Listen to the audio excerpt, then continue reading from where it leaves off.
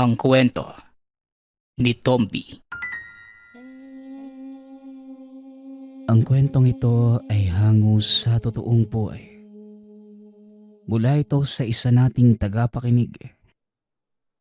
Karanasan ito ni Marlon. Walang eksaktong taon.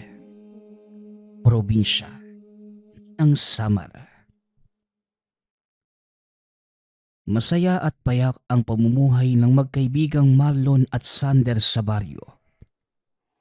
Kahit salat sa karangyaan, na kontento ang mga ito sa buhay.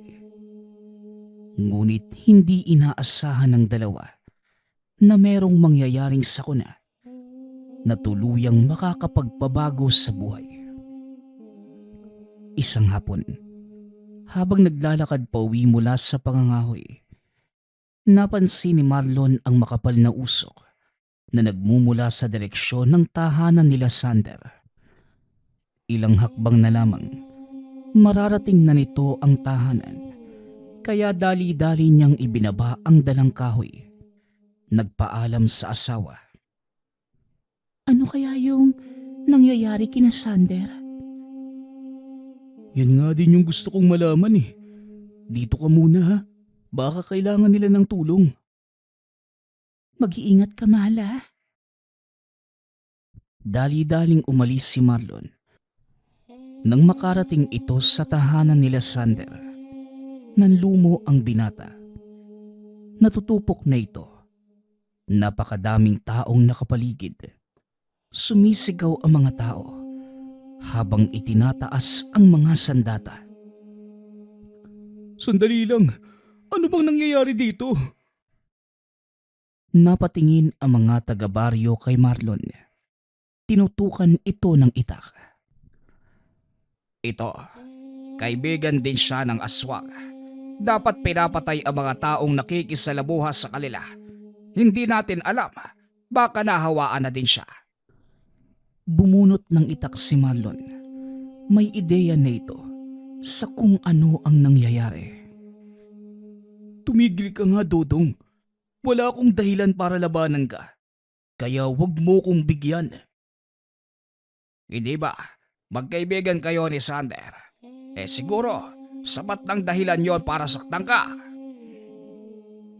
Matapos ang sinabi nito, sinugod na mga taga-baryo si Marlon. Lingid sa kalaman ng mga tao na may mataas na kasanayan sa pakikipaglaban ang binata.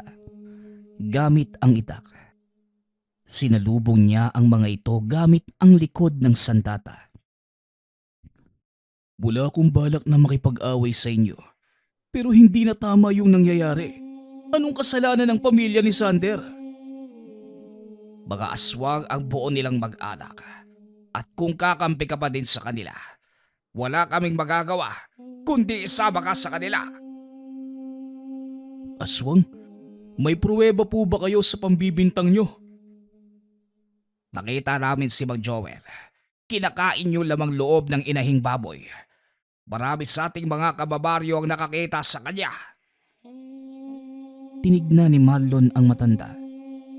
Punong-puno na ng sugat ang katawan, maging ang muka. Huwag ka nang makisali pa, Marlon. Hindi ka dapat na nadamay sa gulong to. Ngumiti lamang ang binata. Muling iniangat ang sandata. Wala itong balak na umatras na mga sandaling yun. Wala akong pakialam kung anong sasabihin ng mga tao tungkol sa inyo. O sige, subukan niyong galawin yung buong pamilya ni Sander. Tignan natin kung may makakalabas ng buhay sa inyo. Biglang natigilan ang mga tao nang madinig ang banta ng binata. Kinatatakutan ito sa lugar. Dahil sa kakaiba nitong ugali na hindi titigil hanggat hindi nakakagante. Muli siyang sinugod ng mga tao. Sa pagkakataong yun, mismong talim na ng sandata ang ginamit. Wala nang pakialam kung mapatay niya ang bawat matatamaan. Nang makita ng mga tao ang ginawa ni Marlon, ibinaba ng mga ito ang sandata at nagsipagtakbuhan. Inakala ni Marlon na tapos na ang kaguluhan. Nilapitan nito si Mang Joel at Sander. Ayos lang po ba kayo, Mang Joel? Sander? Ayos lang kami. Pero hindi ka na sana nakialam pa. Dahil madadamay lang ang pamilya mo sa gagawin ng mga taga-baryo. Mauunawaan ho ng asawa ko ang ginawa ko, Manong. Hindi ko lang maaatim na may mga inosenteng masasaktan, lalo na yung mga taong malapit sa akin. Totoo ang sinasabi ng mga taga-baryo. Pamilya nga kami ng mga aswang. Sana hinayaan mo na lang silang patayin kami. Ano naman ngayon kung pamilya kayo ng mga aswang? Wala akong pakialam. Kaibigan kita. At simula nung bata ko, naging bahagi na kayo ng buhay ko. Kaya hindi ako papayag na may gagalaw sa inyo. Ngunit laking gulat nito nang biglang makarinig ng sunod-sunod na putok ng baril. Isa-isang bumagsak si Mang Joel, Sander at ang asawa nito. Maging si Marlon ay pinagbabaril ng mga kalalakihan. Ngunit nagawa nitong makapagtago, kaya hindi napuruhan. Huli na ang lahat para sa pamilya ng kaibigan. Tama ng bala sa ulo ang kinamatay ni Mang Joel at ng asawa ni Sander. Matapos ang pamamaril, kagad nagtakbuhan ang mga lalaki sa takot nila kay Marlon. Sander, pare, kumapit ka. Dadalhin kita sa bayan. Hindi na, Marlon. Di na rin ako magtatagal. Ramdam ko ang balang tumama sa puso ko. At habang kumikilos ako, unti-unti pa itong bumabaon. Isang bagay lang ang hihilingin ko sa'yo. Ang inaanak mong si Lario. Pakiusap, huwag mo siyang pababayaan. Nanlaki ang mga mata ni Marlon nang malamang buhay pa ang sanggol. Nasaan si Lario? Nagawa siyang ibuslit ni Mara sa loob ng gubat. Pakiusap, kunin mo ang anak ko. Ituring mo sa'yo. Ibigay mo sa kanya ang kwintas na ito. Yan ang magsisilbing alaala ng pinagmulan. At nawa, maunawaan mo balang araw kung ano man ang piliin niya. Nauunawaan ko, Sander. Patawad, kaibigan. Wala akong magawa para ialis ka sa kalagayan mo ngayon. Kung sana lang, pwedeng makipagpalit sa'yo eh. Wala kang dapat hingi ng tawad, Marlon. Napakalaki ng itinulong mo sa pamilya ko. Simula pa noon, wala na akong hihilingin pa sa'yo, kaibigan. Maraming salamat. Unti-unting pumikit ang mga mata ni Sander. Tuluyan itong nalagutan ng hininga. Direkta nitong inilibing ang mga labi ng buong mag-anak. Nag-alay ng dasal. Matapos ay kinuha nito ang sanggol sa pinagtaguan ng asawa ng kaibigan. Dinala ito sa kanilang tahanan. Sinabi kay Lisel ang mga nangyari. Kawawang Lario, walang kamuwang-muwang sa mga nangyari. Aalagaan natin siya na parang sarili nating anak, Marlon, bilang pagtupad sa pangako mo sa kaibigan mo. Maraming salamat, Lisel, sa pag-unawa. Pinalaki ng mag-asawa ang batang si Lario. Hindi rin itinago ni Marlon ang totoo. Habang lumalaki, ipinapamulat nito ang totoong nangyari sa mga magulang. Lumaking mabuting bata si Lario hanggang sa sumapit ito sa pagbibinata. Makalipas ang 20 taon. Tay Marlon, mauuna na po ako sa bukid ha. Marami pa tayong gagawin. O sige na, tatapusin ko lamang yung pagpapakain sa mga alaga nating baboy. Susunod na din ako. Nang mga sandaling ito, 21 taon na si Lario naging katuwang ni Marlon sa mga gawain sa maliit na bukirin. Ito ang naging hanap buhay ng mag-ama. Matapos mag-ani ng mga gulay, dinadala ang mga ito sa bayan upang ipagbili. Masipag at magalang itong si Lario. Sa pagdaan ng mga taon, unti-unting nakikita ni Marlon ang pagbabago sa binata, lalo na sa pag-uugali. Isang hapon, habang nag-aayos na mga kaing na pinagsidla ng panindang gulay, may mga kalalakihang lumapit kay Marlon. Nagpakilalang taga-munisipyo. Pilit pinagbabayad ng upas sa pwesto ang matanda.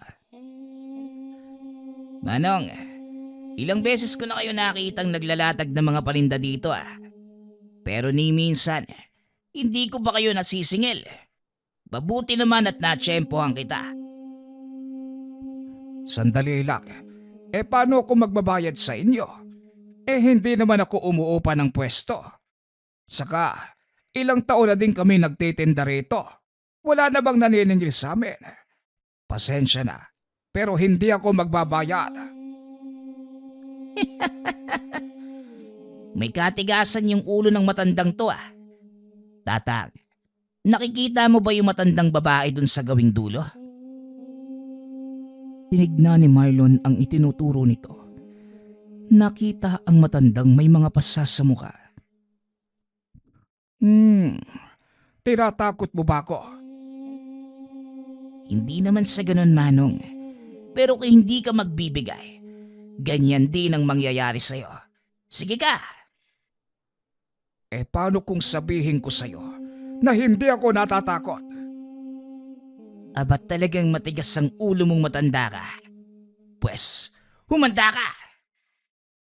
Wika ng lalaki. Matapos ay umalis din ito. Ngunit nag-iwan ng masamang titig kay Marlon. Ilang minuto lang ang nakalipas. Bumalik ang lalaki kasama ang ilang pang kasamahan niya. Yan, turuan nyo ng leksyon na matandang yan nang malaman niya kung sinong binabangga niya. Tumayo si Marlon nang makitang papasugod na ang mga ito. Napangiti na lamang. Sinalubong ang pag-atake ng mga kalalakihan. Ngunit laking gulat nito dahil nagawang pabagsakin ng matanda ang 4 na kalalakihan. Ay nako, wala na bang mas malakas pa kesa sa kanila?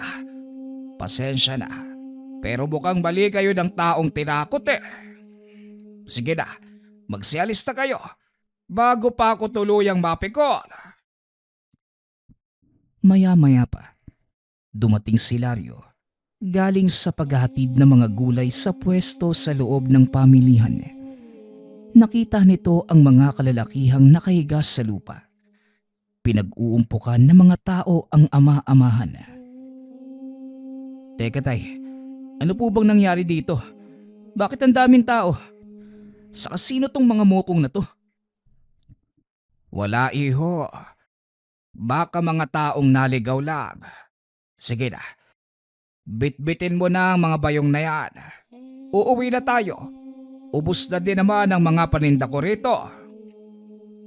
Sige po tay. Napakamot na lamang ng ulo si Lario.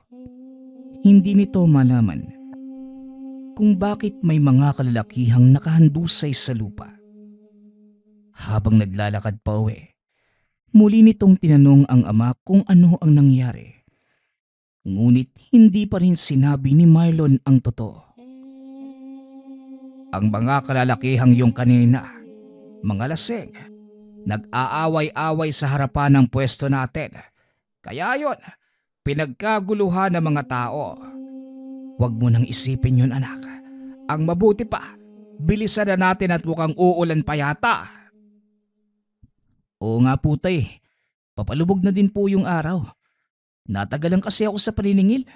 Hinagilap ko pa yung may-ari ng pwestong pinaghahatiran ko ng gulay.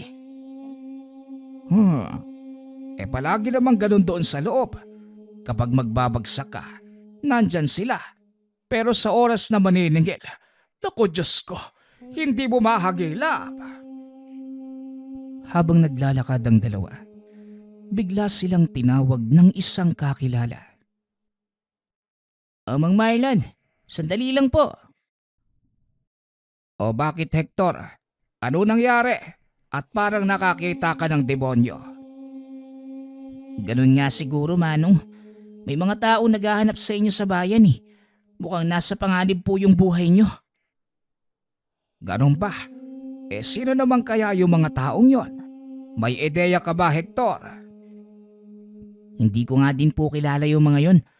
Pero ang dinig ko po sa mga tao, sila yung may hawak sa pamilihan. Mga tauhan ng alkalde. Tay, anong nangyari? Bakit kayo hinahanap ng mga tauhan ni Mayor? Hindi ko din alam, Lario. Pero kanina may mga taong lumapit sa akin. Nanghihingi ng pera. Bayad daw sa pwesto na pinaglalatagan natin ng paninda. Hindi naman ako dati nagbabayad. Kaya hindi ako nagbigay. Tinakot pa nga ako nung lalaki. Tapos maya-maya, nagsibalikan. Sinugod nila ako. Kailangan ko lang ipagtanggol ang sarili ko. Kaya lumaban din ako at yun yung nakita mo kanina. Sinasabi ko na nga ba, Tay? Nasaan na yung mga naghahanap kay Tatay Hector? Nasa bayan pa naman sila. Nag-iikot sa mga pwesto sa palengke. Nagtatanong tungkol sa tatay mo, Lario. Mabuti na lang at ako yung una nilang napagtanungan. Kaya sinundan ko kayo. Ang masama niyan, baka may nakapagturo na ng bahay nyo. Sigurado ka bang wala kang ginawang mali sa kanila, Tay? Wala nga akong ginawang mali sa kanila. Kilala mo naman ako, hindi ba? Kung ganun, wala kang dapat ipag-alala. Tungkol sa amin, Hector, kami na ang bahala. Maraming salamat sa pagbibigay alam. Tutuloy na kami.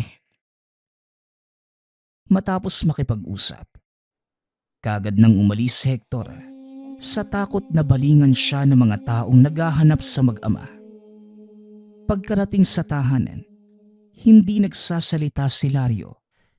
Hinayaan lang ito ni Marlon. Nakaupo ang binata sa atanga ng bahay habang nakatitig sa bakuran. Nasa kusina si Marlon na mga sandaling yun. Tinutulungan ang asawa sa pagluluto. Mukhang kanina pang walang imiki ang anak mo ha. Ano bang nangyari kanina sa palengke? Wala naman. Hayaan mo na lang muna si Lario. Napagod lang siguro ang batang yan. Buong araw ba naman siyang nag-ikot sa palengke? Ang mabuti pa, tawagin mo nang makapaghapunan na at magpahinga. Mabuti nga. Lario, halika na. Kumain na tayo. Teka, nasaan na naman napunta yung batang yon? Nagulat si Marlon. Wala na si Lario sa kinauupuan. Sinilip ng matanda ang anak sa bakuran. Ngunit wala rin ito doon. Bumaba si Marlon upang hanapin sa paligid ang anak-anakan. Sa pag-aakalang nasa kulungan lamang ito ng mga hayop. Pagkarating na matanda sa likod bahay, nakita nito si Lario na may hawak na manok. Wala na itong ulo, na tila wasak na ang katawan. Hindi makapagsalita si Marlon. Dali-dali itong bumalik sa loob ng bahay. Naupo sa tabi ng asawa. Napansin naman ni Lisel na namumutla ang matanda. Teka, ano bang nangyayari sa'yo? Ayos ka lang ba? Nasaan si Lario? Marahang lumingon si Marlon sa asawa at nagsalita. Bukang, nangyayari na nga ang kinakatakutan natin, Lisel. Ano bang ibig mong sabihin? Nasaan ang anak mo? Nasa likod bahay. Nakita ko siyang may hawak-hawak na patay na manok. Sigurado ka ba sa nakita mo? Baka naman dinampot lang ng anak mo at ibang hayop ang pumatay. Hindi ko alam, pero masama ang kutob ko.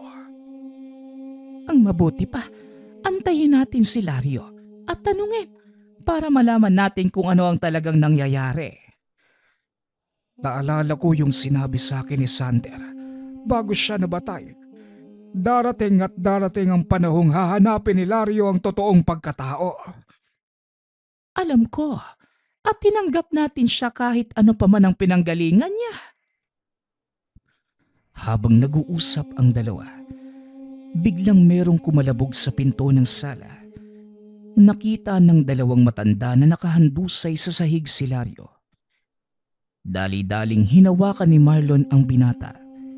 Inihiga sa mahabang upuan. Punong-puno ng dugo ang damit. Mula sa bibig pababa sa dibdib. Mahabaging langit, hindi nga ako nagkamali ng akala. Listen, aswang ang anak natin. Kinabukasan, maagang nagising si Lario. Wala itong kaalam-alam sa mga nangyari. "O anak, mabuti naman at nagising ka na. Nasa bukid na yung tatay mo. Kung masama yung pakiramdam mo, huwag ka na munang pumunta roon." Hindi po, Nay. Ayos lang po ako. Napagod lang siguro kagabi. Ano ho bang nangyari? "Wala naman anak. Nahimatay ka lang ng paakyat ka sa bahay. Kaya inihiga ka na lang ng tatay mo sa upuan." Naku, naabala ko pa pala si tatay kagabi. Sandali lang po, Nay, ha. Magkakape lang ako. Susunod na din po ako kay tatay sa bukid. "Ikaw ang bahala. Pero kung ako sa'yo, magpapahinga na lang muna ako." "Ayos lang po ako, Nay. Wala kang dapat alalahanin." Matapos uminom ng kape, dali-daling bumaba ng bahay si Lario. Ngunit paglabas pa lamang sa atangan, nakita niya ang mga papadaang kalalakihan. Napalingon ito sa kanya. Sa kasamaang palad, namukaan siya ng isa sa mga ito. Yan yung anak ni Marlon. Ito nga yung bahay nila. Matapos makumpirma ng lalaki ang tahanan nila Marlon, walang pagdadalawang isip na sumugod ang mga kasama nito. Lalabas na sana si Lisel. Ngunit dali-daling sinara ni Lario ang pinto. "Diyan ka lang, Nay. Huwag kang lalabas. At ako nang bahala sa mga to." Wika ng binata. Sabay takbo papalapit sa mga kalalakihan. Sumilip si Lisel sa maliit na siwang ng pinto. Nakita nito kung paanong pagpira-pirasuhin ni Lario ang mga kalalakihan gamit lamang ang lakas ng mga kamay. Matapos ang kaguluhan, unti-unting binuksan ni Lisel ang pinto. Nilingon naman ito ng binata. Nanlaki ang mga mata ni Lisel nang makita ang mga mata ni Lario. Nanlilisik, nag-iba ng kulay ang balat. Maging ang mga kuko, nagsipaghabaan at bahagyang lumaki ang pangangatawan. Nakita din ng ginang ang nagkalat na katawan ng mga kalalakihan na sumugod sa tahanan. "Huwag kang matakot, Nay. Ginawa ko lang naman po yung nararapat eh. Kung hindi ko sila inunahan, malamang ikaw at si tatay ang hahandusay sa lupa." Hindi nakapagsalita si Lisel. Nagulat ito sa mga nangyari. Hindi niya akalaing makikitang magbagong anyo ang anak-anakan sa mismong harapan. At ang mas nakakamangha, papasikat na ang araw. Naupo ang ginang. Pinagmamasdan ang anak na nililibing ang mga katawan ng taong namatay. Nagulat si Marlon nang madatnan ang nagkalat na parte ng katawan. Kaya kagad nitong kinausap si Lario. Anong ginawa mo, anak? Bakit may mga patay rito? Hinatak nito sa kwelyo si Lario na nooy nakabalik na sa anyong tao. Bitawan mo ang anak mo, Marlon. Ipinagtanggol niya lamang ako. Sumugod ang mga kalalakihang yan dito. Hindi ko alam kung ano ang dahilan, pero ikaw ang hinahanap nila. Dahan-dahang binitawan ni Marlon ang binata. Ipinaliwanag sa asawa ang totoong nangyari. Mga tauhan sila ng alkalde na ginagamit ang kanyang pangalan para manghuthot ng pera sa mga nagtitinda sa palengke. Nagkataong nakaengkwentro ko sila dahil pinipilit nila akong magbayad, kaso hindi ako pumayag. Kaya nila ako pinag-iinitan. Hindi mo na lang sana pinatulan. Tingnan mo, nagkaroon pa ng mas malaking problema. Siguradong paghahanapin sila ng mga kasamahan at kaanak nila.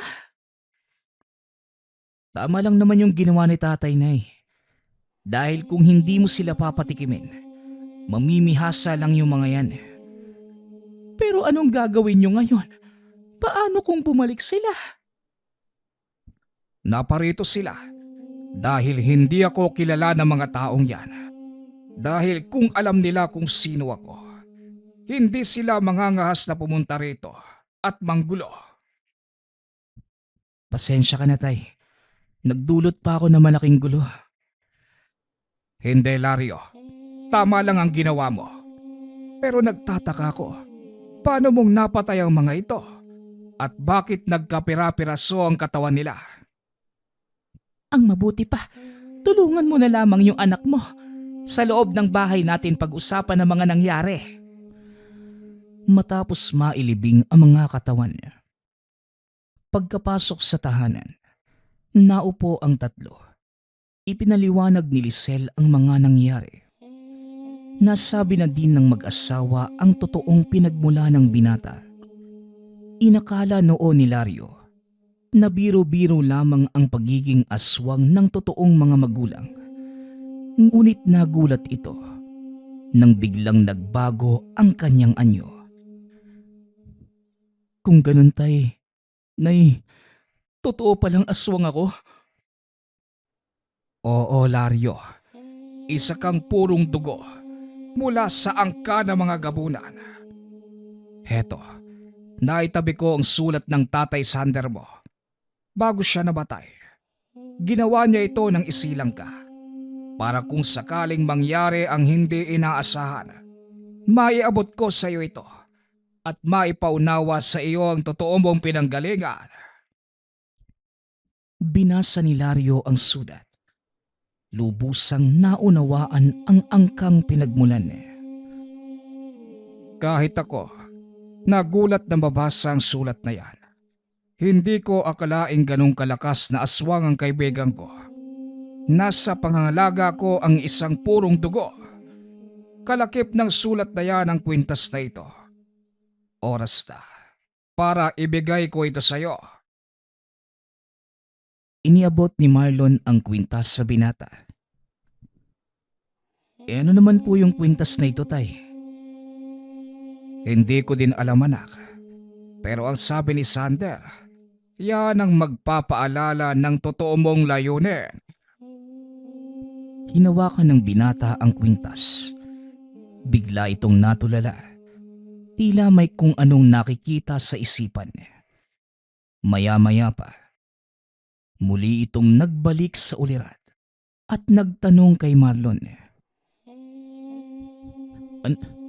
Ano po bang nagawa nila Tatay Sander sa mga tao? Bakit ho sila pinatay? Nagulat ang matanda dahil wala itong binanggit na kahit ano tungkol sa totoong nangyari. Ngunit kagad nalaman ng binata ang kwento kung paanong pinatay ang kaanak ng walang kalaban-laban. Hindi ko sinabi sa iyo ang totoo dahil ayaw ni Sander na maghiganti ka. Pero Tay, ito po yung dahilan kung bakit ako nandito at bakit ako nakaligtas. Sinabi din sa akin ni Tatay na kailangan ko kayong protektahan at mahalin dahil malaki ang utang na loob niya sa inyo. Kaya kong tuparin yung kahilingan yun, Tay. Pero nakikiusap po ako sa inyo. Hayaan niyo kong maiganti ang mga kaanak ko. Nagkatinginan ang mag-asawa. Alam nilang wala nang magagawa pa dahil nalaman na ni Lario ang katotohanan. Isa pa, ipinangako din ito kay Sander na hahayaan si Lario na sundin kung ano ang dikta ng pagkatao. Matapos ang kaganapang yun, umalis ang binata. Hindi ito nagpakita ng ilang araw. Paminsan na lamang din kung bumalik sa tahanan. At sa tuwing uuwi ito, yayakap lamang at hahalik sa mga kinilalang magulang at muli na namang aalis. Pasensya na po kayo, Nay, ha? Tatay, sa ngayon, hindi pa ako pwedeng manatili sa bahay na to. May mga kailangan pa akong tapusin. Nauunawaan namin ang pasya mo, anak. Masaya kami nagagawa mong bumalik sa bahay na ito kahit paminsan-minsan para dalawin kami ng nanay mo.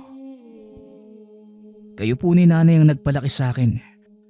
Kaya habang buhay ko kayong kikilalanin bilang totoong mga magulang. Maraming salamat, Lario. Maiba ko. Ano na pala ang balita sa mga pinaghahanap mo?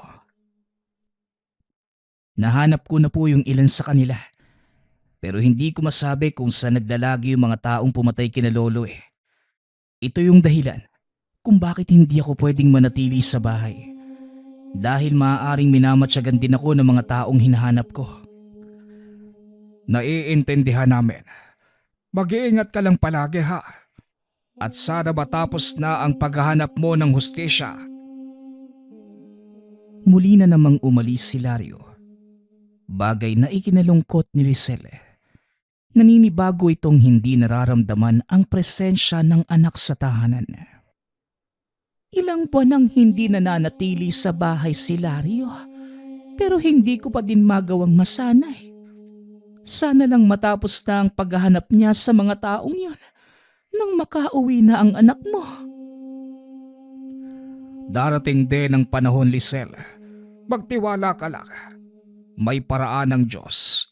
At sigurado kung may plano siya para sa anak natin. Lumipas na naman ang ilang araw. Walang anumang nangyaring kakaiba. Hindi rin nagpaparamdam si Lario. Kaya naman labis ang pag-aalala ni Lisel. Nakaupo lamang ito sa bintana habang nakatitig sa pintuan. Hinihintay na pumasok ang anak. Maya-maya ay dumating si Marlon galing sa bayan.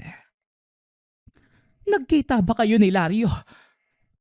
Hindi, Lisel. Huwag kang mag-alala sa anak mo. Alam niya kung paanong intindihin ang kanyang sarili. Hindi naman ako nag-aalala, Marlon. Nangungulila lang ako sa anak natin. Ako din naman, Lisel. Pero wala tayong magagawa. Dahil may misyong kailangang tapusin ng anak natin. Para din ito sa kanya balang araw.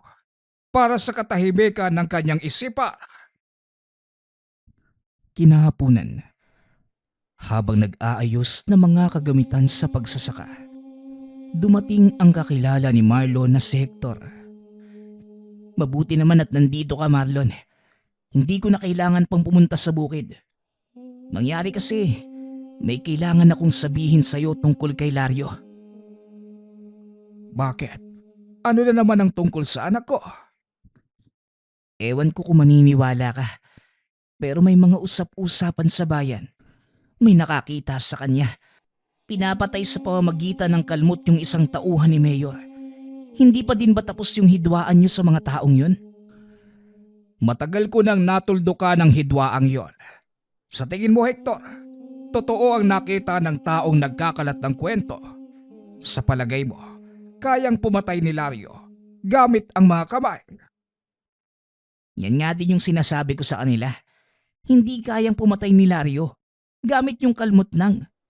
Malaki yung pangangatawan ng anak mo, pero hindi naman siguro ganun kalakas yung mga kuko niya para makapatay ng isang tao. Ikaw na din mismo ang sumagot sa katanungan mo. Hindi ka panipaniwala ang sinasabi ng mga taong yon. Teka lang. Nasaan nga pala si Lario? Nandyan lang sa paligid. Marahil nasa gubat, nangangaso, o hindi naman kaya nangunguha ng mga ligaw na kamote. Ganun ho ba?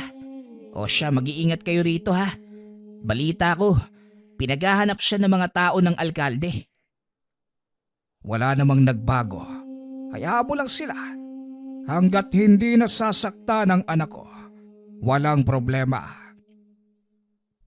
Matapos ang pakikipag-usap, tumuloy na si Hector sa pupuntahan. Napapansin ko yang si Hector. Ang hilig dumaan dito sa bahay at magbalita ng kung ano-ano. Ganyan ba talaga yung ugali niya? Hayaan mo na, Lisel. Mabuti ang intensyon niya. At isa pa, kilala din siya ng anak natin. Kaya nag-aalala lang siguro. Kung sa bagay, tama ka naman. Mas mabuti na din na may nagbibigay sa atin ng mga balita sa bayan. Oo nga. Pero sa totoo lang, nababahala ko sa sinabi ni Hector. Dahil may nakakita sa anak nating pumapatay. Bakit hindi mo pa hanapin ang anak natin? Yan na nga ang gagawin ko ngayon. Sige na, magbibihis lang ako. Babalik ako sa bayan. Naglakad papuntang bayan ang matanda. Kahit palubog na ang araw, dahil gabi kong sumalakay si Lario. Naglalakad sa kalsada si Marlon nang biglang may humila sa kanya papasok sa isang eskinita.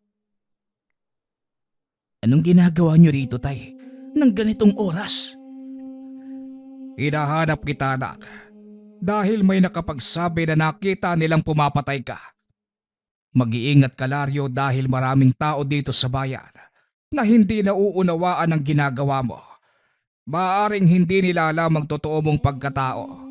Pero hindi ito rason para hindi ka mag-ingat. Pasensya na po kayo, tay. Hindi ko na malayang may mga tao sa paligid Pero mas mabuti na din ganun nang malaman nila na may isang taong papatol at handang lumaban sa kanila. Huwag kang masyadong magpakampante, Lario. Maaring dahil sa nangyari, pinaghahandaan na nila ang paghuli sa'yo. Nag-iingat naman. Hindi na naituloy ni Lario ang sasabihin. Nakita nito ang isang pangkat na mga armadong kalalakihan. Nanlaki ang mga mata ni Marlon. Pamilyar sa kanya ang isa sa mga yon. Ang mga taong yan, sila ang pangkat na pumatay sa tatay Sander mo. Sigurado ko, kilala ko ang taong yan. Habang binubunot ang itak. Kung ganun, sila pala ang mga taong hinahanap ko. Dito ka lang, tay. Ako nang bahala sa kanila. Sandali lang. Meron silang mga barel. Maaari kang masugatan sa oras na sumugod ka. Mukhang nakakalimutan mo na yata, tay, na isa akong gabunan. Sabay takbo papunta sa mga kalalakihang itinuturo ng ama. Nagulat ang mga ito nang biglang lumitaw ang binata mula sa madilim na kalsada. Sa sobrang bilis ng kilos ni Lario, hindi malaman ng mga kalaban kung saan ang gagaling ang atake. Dali-daling nakatakbo ang iba sa kanila, ngunit sinawing palad namang namatay ang karamihan. Sinubukan pang habulin ni Lario ang mga ito, ngunit hindi na naabutan. Dahil biglang nawala sa kanyang pang-amoy ang presensya ng mga ito. Anong nangyari? Nasaan na sila? Hindi ko na naaabutan, tay. Bigla silang nawala Hindi ko masundan yung mga amoy nila. Napagtanto ni Marlon na may tangang sa bulag ang mga kalaban. Ito rin ang dahilan kung bakit hindi naramdaman nila Sander ang pagdating ng mga ito. Kaya sila natamaan ng mga bala ng kalaban. Sa palagay ko, may kaalaman sa pakikipaglaban sa mga aswang ang mga taong yon dahil may gamit silang sabulag. Tara na, umalis na tayo rito. maaari silang bumalik at maulit ang nangyari sa iyong ama. Tay, maaari kayong madamay sa nangyayari. Tara na, umalis na tayo rito. Matapos ang kaganapan, pinigilan ni Marlon na umalis ng tahanan ang anak dahil na din sa banta ng panganib sa buhay nito. Ngunit mas nangingibabaw ang pag-aalala ni Lario sa mga magulang. Natatakot lang po ako na madamay kayo ni nanay. Kaya pakiusap, tay. Hayaan nyo na lang akong umalis. Kahit anong mangyari, damay na kami ng nanay mo. Kahit ano pang gawin mo, wala na din kaming takas. Kaya mas makakabuti siguro kung sama-sama nating harapin ang pagsubok na ito. Pero tay, hindi po ko ganun kalakas. Pwedeng hindi ko kayo maprotektahan ni nanay kung sakaling sumalakay dito yung mga taong naghahanap sa akin. Anak, nakakalimutan mo na yata kung sino ang tatay mo, ano? Ginatatakutan ako sa bayang ito. Kahit tumanda na ako, hindi pa din nawawala ang kakayanan ko sa pakikipaglaban. Kaya kung ano man ang mangyari, wag na wag mo kaming aalalahanin. Kaya kong protektahan ang sarili ko at ang nanay mo. Hindi ko alam, tay. Natatakot po ako para sa inyo ni Nanay Lisel eh. Ayokong mawala rin kayo sa akin. Hindi kami mawawala ng nanay mo kung sakaling mangyari man yon. Tandaan mo, anak, hindi kami mamamatay ng walang saysay. Ang mga taong yung kanina, sila po ba talaga yung pumatay sa mga magulang ko? Sigurado ko, Lario, hindi ako maaaring magkamali. Kilala ko ang isa sa kanila. Kung ganon, mas matibay ng dahilan ko para tugisin sila. Oo, may dahilan ka para magigante. Pero alalahanin mong hindi ito ang gustong mangyari ng iyong ama. Maaaring gusto niyang manahin mo ang kapangyarihan ng inyong angkan. Ngunit hindi niya ginustong magigante ka. Kung titignan, maaaring sabihing paghihigante ang ginagawa ko. Pero hindi po yun ang layunin ko, tay. Bibigyan ko lang ng hustisya ang kamatayan nila. Bagay na hindi magawa ng mga nasa pwesto. Hindi natin kayang ilaban yung katarungang yun. Dahil para sa ating mga mahihirap, bulag ang hustisya. Wala na tayong magagawa, anak. Ito ang mundong ginagalawan natin. Nabubuhay tayo sa isang daigdig na hindi patas. Sa loob ng ilang araw, nanatiling mapayapa ang paligid. Hindi na din muna bumaba sina Marlon sa bayan para magbagsak ng mga pananim na gulay. Ipinakiusap na lamang nila ito kay Hector. Hindi naman tumanggi ang binata dahil may porsyento ito sa bawat maibibentang produkto. O heto na yung perang pinagbentahan ng gulay nyo. Nandito na din sa akin yung pinabili nyong pagkain. Nagtataka naman ako sa'yo, Mang Marlon. Bakit hindi ka na bumababa sa bayan? Alam mo na ba na mainit kami sa mga tauhan ni Mayor, hindi ba?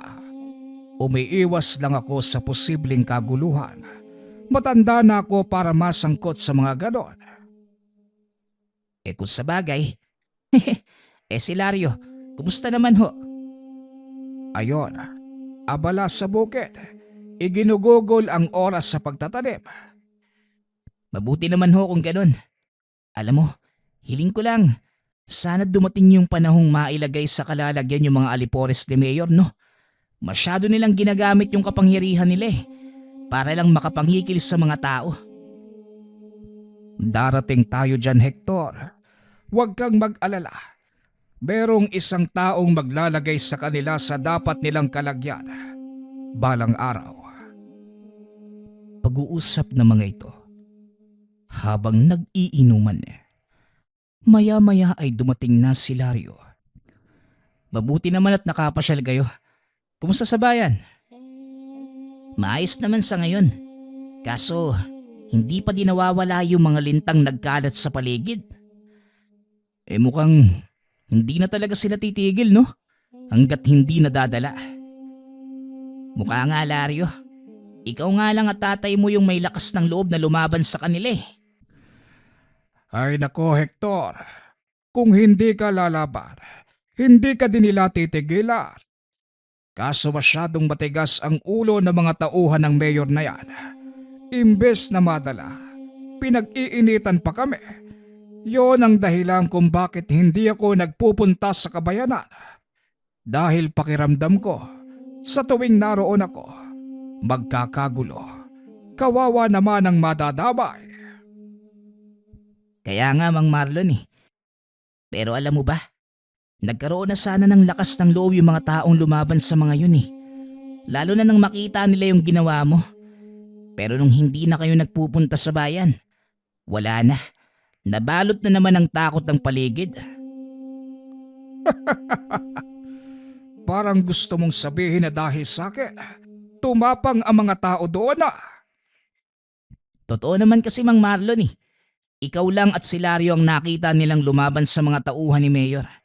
Kaya tinitingala kayo ng mga tao. Bakit hindi nyo kami pamunuan?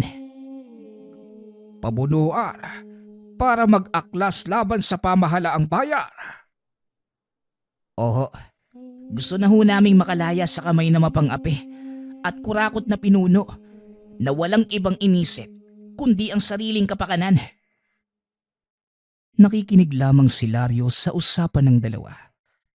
Base sa obserbasyon, tama ang mga sinabi ni Hector. Masyado nang nalugmok ang bayan dahil sa walang kwentang pamumuno. Matapos ang inuman, umuwi na si Hector at naiwan ang mag-ama.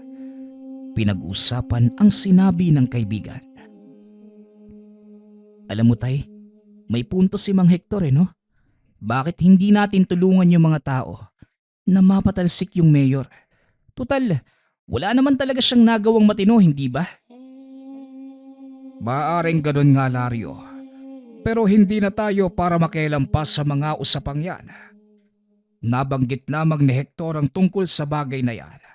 Dahil sa impluensya ng alak, bukas kapag tinanong mo na, wala na yan. Parang nilipad lang ng hangin. O siya, sige na. Magpapahinga na ako. Ikaw matulog ka na rin. Mauna na po ako tay. Susunod na po ako.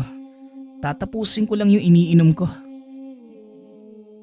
Naiwang mag-isa ang binata habang inuubos ang laman ng baso nang mapansin nito ang mga figurang nagtatago sa likod ng puno. Nagkunwari ang binatang nalasing. Sumandal sa haligi. Ipinikit ang mga mata at pinakiramdaman ng paligid. Nadidinig nito ang marahang hakbang na mga papalapit na paa. Nagulat ang mga kalalakihan nang biglang hawakan ni Lario ang balikat ng isa sa kanila at itinulak sa haligi. Napasigaw ang mga ito.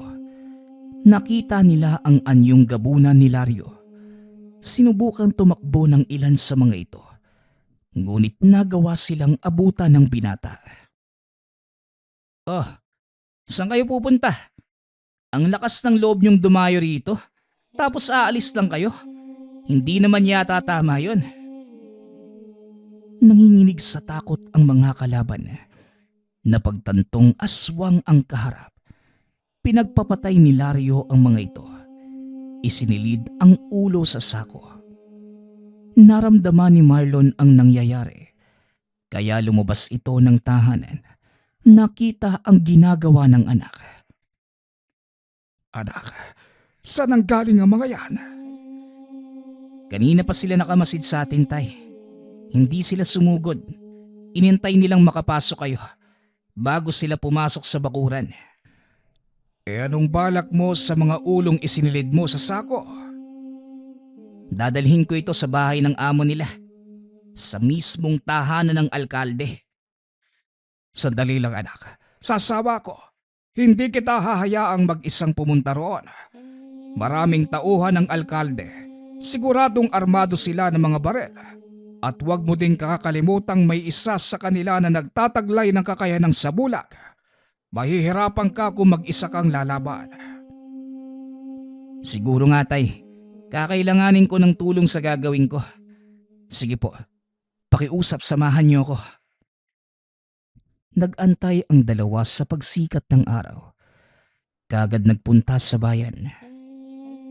Alam ko kung saan ang tahanan ng alkalde. Kailangan nating magmadali para maabutan natin siya.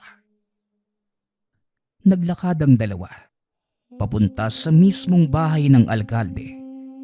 Nagkunwari ang mga itong maghahatid ng regalong gulay, kaya pinapasok sila sa tahanan. Pagkarating sa loob, inusisa ng mga bantay ang dalang sako. Wala namang naging problema. Pinatuloy sila ng mga ito sa mismong loob ng bahay. Maraming salamat sa inyong dalang gulay. Pero para saan naman ito? Meron ba kayong kahilingan? Biglang nakaramdam na matinding galit si Marlon. Dahil ang taong kaharap nila, walang iba, kundi ang pumatay kay Sander at sa pamilya nito. Ngunit nanatiling kalmado ang dalawa. Nakipag-usap ng maayos sa alkalde. Nakasuot ng sombrerong dibanig ang dalawa, kaya hindi sila nakilala nito. Meron kaming gustong ipakiusap sa iyo, Mayor. Sana mapagbigyan mo kami. Magsalita ka at huwag mong sayangin ang oras ko. Ano ang gusto mong sabihin? Gusto kong lumuhod ka sa harapan ng binatang ito at humingi ng kapatawaran. Nanlaki ang mga mata ng alkalde sa sinabi ni Marlon. Akmang tatawag na sana ito ng mga gwardya. Ngunit biglang binunot ni Marlon ang kanyang itak. Itinutok sa leeg ng mayor. Hindi nyo alam ang ginagawa nyo. Kamatayan ang mapapala nyo sa pagpasok dito. Alam na alam ko ang ginagawa ko. Baka ikaw ang nagkamali ng taong binangga. Hindi mo ba ako naaalala? Tanong ni Marlon, sabay tanggal ng sombrero. Nagulat ang alkalde dahil kagad niyang namukaan ng matanda. Teka, ikaw yung taong kasama ng mga aswang. Ikaw yung nagtatanggol sa kanila. Marlon! Oo, ako nga mismo. At ang binatang ito ay ang anak ng taong pinatay mo. Mga aswang sila. Nararapat lang na mamatay ang mga kagaya nila. Wala kayong puwang sa mundong ito. Ikaw ang walang puwang sa mundong ito, Mayor. Oo, mga aswang nga kami. Pero namumuhay kami ng tahimik. Kayo lang yung gumulo sa buhay namin. Kahit wala namang kaming ginagawang masama. Walang ginagawa. Nagiging salot kayo sa lipunan. Pinapatay niyo ang mga alagang hayop na mga tao rito. Paano mo nasasabi sa harapan ko na wala kayong ginawang masama? Kilala ko ang pinatay niyong aswang. Kahit kailan, wala silang pinatay o sinalantang mga hayop. Araw-araw ako sa kanilang tahanan noong kabataan ko. At kadalasan, doon pa ako nakikitulog. Kaya ako mismo ang magsasabi sa iyo na hindi masasamang aswang ang pinatay niyo. Miski hindi. Aswang pa din sila. Hindi nararapat mabuhay sa mundo ng mga tao. Kung gano'n ang pananaw mo, hindi ka nararapat bilang pinuno. Magdasal ka na, alkalde. Ito na ang huling araw mo.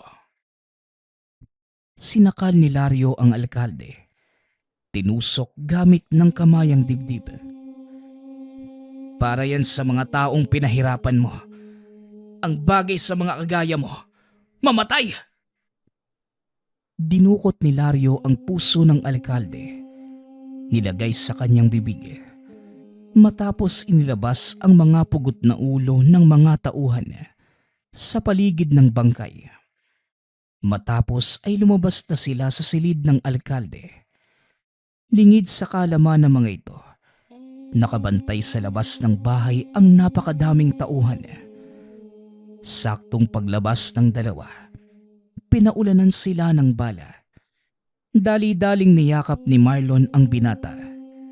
Ngunit iniikot ni Lario ang katawan para siya ang sumalo ng mga bala. Anong ginagawa mo, anak? Tumahimik ka lang, tay. Huwag kang kikilos kung ayaw mong madaplisan ng mga bala. Nagawang makapagpalit ng anyo ni Lario, kaya naman hindi ito tinabla ng bala. Nang humupa ang putukan, laking gulat na mga tauhan ng alkalde. Wala na ang dalawa sa kinaroroonan. Bigla na lamang silang nakarinig ng sigawan mula sa likod at nakitang nagliliparan ang ulo ng mga kasamahan. Isang malaking nilalang na may kalahating katawan ng aso at kalahating tao ang unti-unting umuubos sa kanilang hanay. Hindi rin nila magawang lumabas sa mataas na pader dahil sinara ni Marlon ang lahat ng pasukan at labasan. Dito na magwawakas ang inyong kasamaan. Sa wakas, mabubuhay na ng payapa ang taong bayan na walang kinakatakutang kagaya nyo. Wika ni Marlon habang pinagmamasdang bumagsak ang mga tauhan ng mayor. Ilang minuto pa ang nakalipas. Tuluyang humupa ang tensyon. Nagbalik sa anyong tao si Lario at inaya ang amang umalis sa lugar. Sinunog na mga ito ang buong tahanan ng alkalde at nang makita ng taong bayan ang nangyari, imbes na manlumo, natuwa pa ang mga ito. Dahil sa wakas, wala na ang taong naging dahilan ng kanilang paghihirap. Nagawa nitong bigyan ng hustisya ang kamatayan ng pamilya at natulungang malutas ang problema ng bayan na ang mismong ang may gawa ay ang itinuturing na pinuno. Mabuti nga sa taong yun. Nasunog yung bahay. Pati yata siya nadamay. Pero ang nakakapagtaka, bakit pati mga tauhan? Ano yun? Sabay-sabay silang nagpakamatay? Tanong ni Hector. Walang kaalam-alam ang mga tao sa totoong nangyari kung sino ang may kagagawa ng sakuna. Ay nako, Hector. Ang importante, nalutas na ang problema mo. Makontento ka na lang sa ganon. Oo nga, Hector. Nung balak niyong mag-ama, patuloy pa din ba kayo magbabagsak ng gulay sa bayan? Oo naman. Ngayong wala na tayong dapat katakutan. Tuloy na ang buhay para sa atin. Nagpatuloy ang buhay para sa bayan at sa ilalim ng bagong pamumuno, naging maganda ang pamamalakad ng bayan. Naging mayabong ang kalakaran. Pinahalagahan ng bagong mayor ang mga maliliit na magsasaka. Pinagkalooban ng mga ito ng gamit at puhunan sa pagsasaka. Samantalang si Lario naman, piniling manatili kina Lisel at Marlon. Palagi pa din itong nag-iikot sa bayan at binabantayan ang kilos ng mga namumuno. Sa paglipas ng mga taon, habang naghihintay ng dapit hapon, sinulit na matanda ang panahon kasama si Lario hanggang sa dumating ang araw ng pamamaalam. Naiwang mag-isa si Lario. Ipinagpatuloy ang adhikain hanggang sa bigla na lamang itong nawala. Tanging mga alaala at kwento na lamang ang naiwan sa pagkakakilanlan. Gayunpaman, para sa mga taong nakakaalam ng totoong pangyayari, bayani si Marlon at ang anak na si Lario, nagawa nilang palayain ang isang bayan sa kamay ng kurakot na pinuno. At ito ay dahil sa paghihiganti ng isang purong dugong gabunan. Nagpapasalamat nga pala ako sa lahat ng sumusuporta sa ating channel. Nawa ay patuloy niyong suportahan at pakinggan ang ating mga kwento. Hanggang sa muling pakikinig. Paalam.